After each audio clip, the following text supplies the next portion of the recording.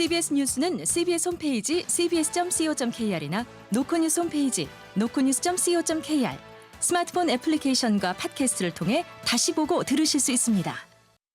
부산 소식입니다. 부산 CBS는 최근 부산의 한 건설 현장에서 20살 청년이 추락해 숨진 사고와 관련해 안타까운 사연과 안전사고 예방 대책을 살펴보는 연속 보도를 마련합니다. 사고 유가족은 업체 측의 부실한 안전 조치로 참변이 발생했다며 진실규명과 책임을 촉구하는 가운데 노동당국과 경찰도 본격 수사에 나섰습니다. 보도에 정혜린 기자입니다. 지난달 24일 영도구 아파트 신축 현장에서 숨진 이진영 군의 유가족은 업체의 안전불감증과 부실한 안전조치가 인명사고로 이어졌다고 주장하고 있습니다. 24층이라는 고층 작업 현장에다 사람이 떨어질 만한 크기의 환풍구 구멍이 있었음에도 추락 예방 장치가 적절하게 설치되어 있지 않았다는 게 유족 측 설명입니다. 산업안전보건기준에 관한 규칙에 따르면 사업주는 추락 위험이 있는 계구부에는 안전난간과 울타리 또는 덮개를 설치해야 합니다. 이러한 조치가 어려울 경우에는 추락 방지망을 설치하거나 작업자의 안전대를 착용하게 하는 등 추락 방지를 위한 조치를 해야 합니다. 그러나 유가족들은 이군이 떨어진 환기구가 고정도 안 된 얇은 철판 하나로 덮여져 있었을 뿐 안전펜스나 안전대 등은 확인할 수 없었다고 주장합니다. 이진영 군 아버지입니다.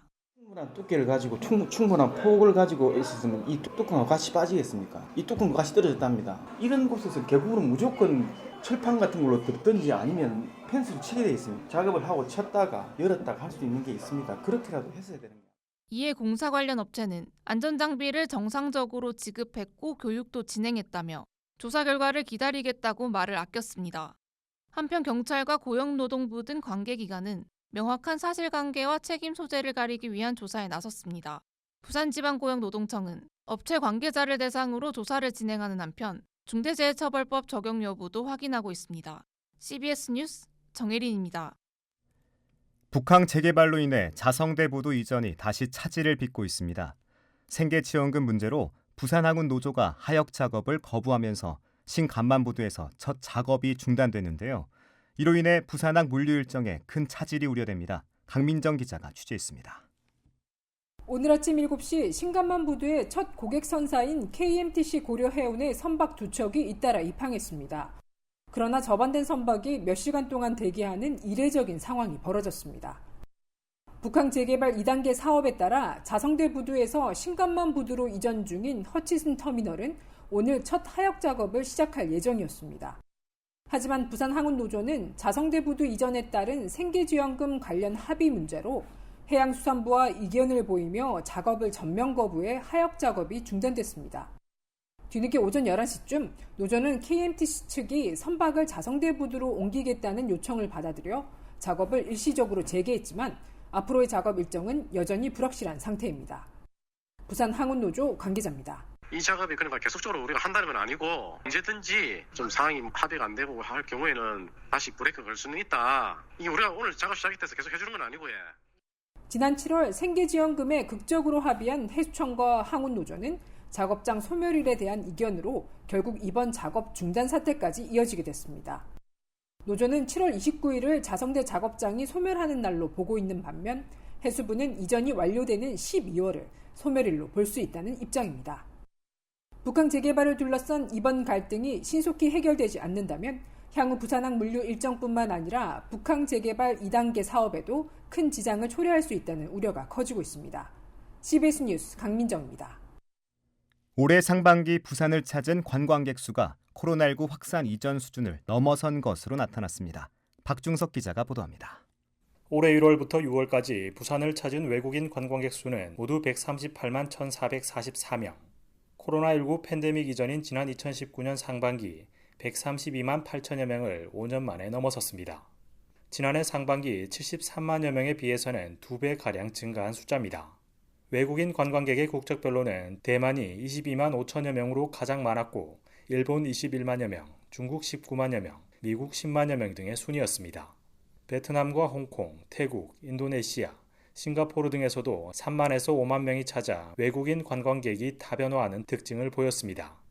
상반기 외국인 관광객이 부산에서 쓴 신용카드 기준 지출액 역시 2,882억 원으로 지난해 같은 기간 1,828억 원보다 57%가량 증가했습니다. 시는 이 같은 외국인 관광객 수 회복의 원인으로 부산의 도시 브랜드 상승을 가장 먼저 꼽았습니다. 부산시 박근록 관광마이스 국장입니다. 우리 부산의 글로벌 도시 브랜드가 상승한 요인이 좀 매우 크다고 할 수 있겠고. 이와 함께 글로벌 지식재산권 기반 시설 확충과 야간 관광 활성화, 미식 관광 투어 개발, 워케이션 발굴 등 맞춤형 관광 콘텐츠가 외국인 관광객을 불러 모은 것으로 분석했습니다.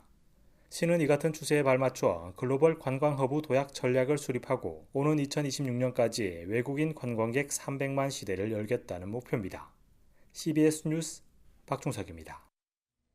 다음 달 개막하는 29번째 부산국제영화제가 최초로 온라인 동영상 서비스, 즉 OTT 작품을 개막작으로 선정하고 주류 상업영화 최초 공개도 상당수 선보이는 등 대중성에 무게를 뒀습니다. 상영 편수도 늘리고 영화 관련 포럼도 내실을 기해 양적과 질적 성장에 힘을 쏟았지만 매년 들쭉날쭉한 국고 보조금과 집행위원장 공석은 아쉬운 대목입니다. 보도에 김혜경 기자입니다. 29도를 맞은 부산국제영화제의 포문을 여는 것은 김상만 감독의 사극 전난입니다. 박찬욱 감독이 제작과 각본을 맡은 넷플릭스 영화로 배우 강동원, 차승원, 진성규 등 초호화 캐스팅으로 제작 때부터 큰 관심을 받았습니다. OTT 영화가 비프 개막작으로 선정된 것은 사상 최초입니다. 박도신 집행위원장 직무대행입니다. 흥행적으로 봤을 때도 그렇고 완성도도 봤을 때도 그렇고 올해 개막작 같은 경우에는 일반 관객들도 굉장히 좋아할 수 있는 영화구나. 또 방탄소년단 RM 주연의 다큐멘터리 영화도 상영하고 고 이성균 배우를 추모하는 특별전, 최초로 공개하는 주류 상업 영화도 상당수 확보했습니다. 아시아 최고 영화제의 위상을 공고히 하기 위해 시네필이 만족할 만한 예술, 다양성 영화를 전면에 배치했던 여느 영화제와 비교해 올해 비프는 다소 결이 다릅니다. 지난해 비프 내홍 사태로 수장들이 잇따라 사퇴하는 악재를 겪었고 올해 박광수 신임 이사장 체제가 출범해 영화제 준비 기간이 촉박했던 만큼 대중성 확보로 비프가 안정기에 접어들었다는 것을 알리는 데 집중한 것으로 풀이됩니다. 올해 상영 편수는 224편으로 지난해보다 8% 늘었습니다. 다큐멘터리 관객상 신설, 영화제 포럼 부활 등 양적 질적 내실을 다졌지만 아직 과제는 많습니다. 지난해 12억 8천만 원이었던 정부 보조금이 올해 6억 1천만 원으로 절반가량 줄어드는 등 들쭉날쭉한 보조금이 최대 걸림돌입니다. 또 영화제 전반을 관장하는 집행위원장이 아직 공석인 만큼 비프의 세대교체, 영화제의 미래 비전을 읽는 인력 확보도 숙제로 남았습니다. CBS 뉴스 김혜경입니다. 부산 을숙도대교에서 다중 추돌 사고가 나 50대 운전자 등 2명이 경상을 입었습니다.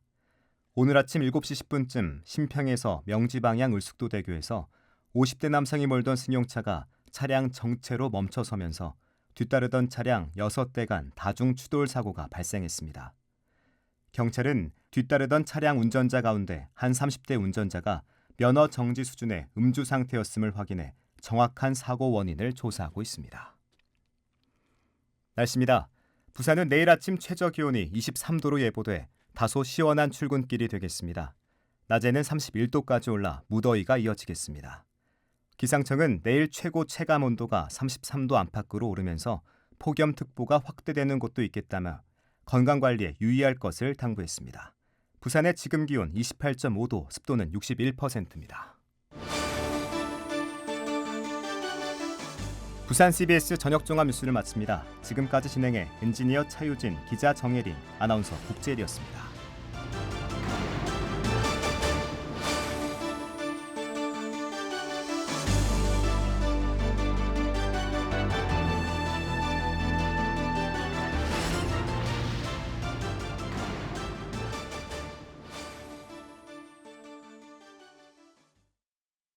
CBS